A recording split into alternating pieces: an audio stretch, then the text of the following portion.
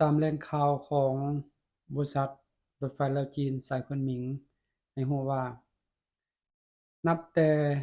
ได้เปิดการบริการรถไฟลาวจีนเป็นต้นมา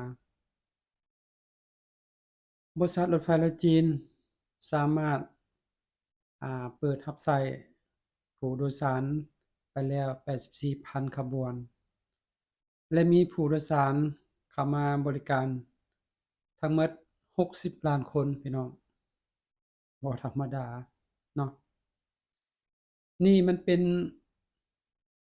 การค้ำประกันความเข้มแข็ง การเชื่อมโยง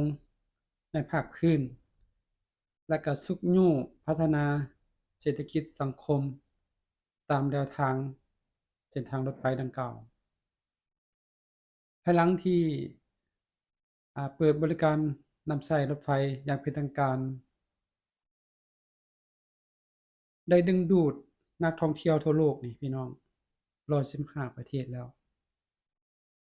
มีนักท่องเที่ยวข้ามชาติ 595,000 คนข้ามชาติ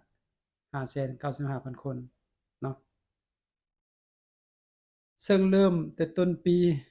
2025นี้เป็นต้นมาจนฮอดวันที่8เดือน10นี่คือว่าอ่าได้มีผู้โดยสารเข้ามาบริการแล้ว15,480,000 คนเพิ่มขึ้น 2.38% ถ้าเทียบใส่ระยะเดียวกันในปี2024ที่ผ่านมา และมีโดยสารข้ามชาติไปแล้ว 200,000 กว่าคนพี่น้อง 200,000 กว่าคน เพิ่มขึ้น